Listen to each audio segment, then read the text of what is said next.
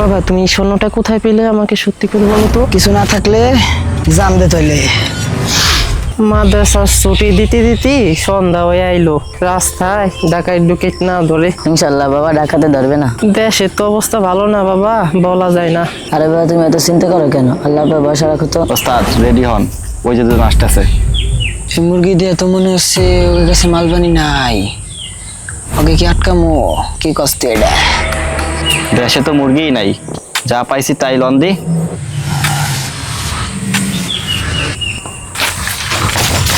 বেটা ওই যা আছে সবাই কর, অনেকদিন পর তোকে পাইছি। ভাই আমরা গরিব মানুষ, আমার কাছে কিছু নাই। কিছু না থাকলে জানতে তৈলে। ভাই ভাই খান খান, আমি দিচ্ছি দিচ্ছি, আমাকে দেখেছে বললেন না, দিচ্ছি।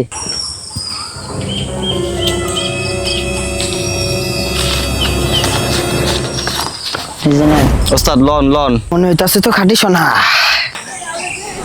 বাবা তুমি স্বর্ণটা কোথায় পেলে আমাকে সত্যি করে বলো তো। বাবা এটা স্বর্ণ না তো। তাইলে এটা কি ছিল? আমাদের মাদ্রাসায় একটা হাদিস পড়াইছিল, মায়ের পায়ের নিচে সন্তানের জান্নাত। গতবার বাড়ি থেকে যাওয়ার আগে মায়ের পায়ের তলা থেকে একটু মাটি পকেটে রাখছিলাম। আমার বিশ্বাস ছিল যেহেতু এটা জান্নাতের মাটি, এটা আমার কাছে থাকলে আল্লাহ তাআলা সকল বিপদ থেকে আমাকে হেফাজত করবে। মাশাআল্লাহ বাবা, আমাদের এইটার উসিলায় আল্লাহ তাআলা বিশাল বড় বিপদ থেকে হেফাজত করছে। চলো তাড়াতাড়ি বাড়ির দিকে যাই।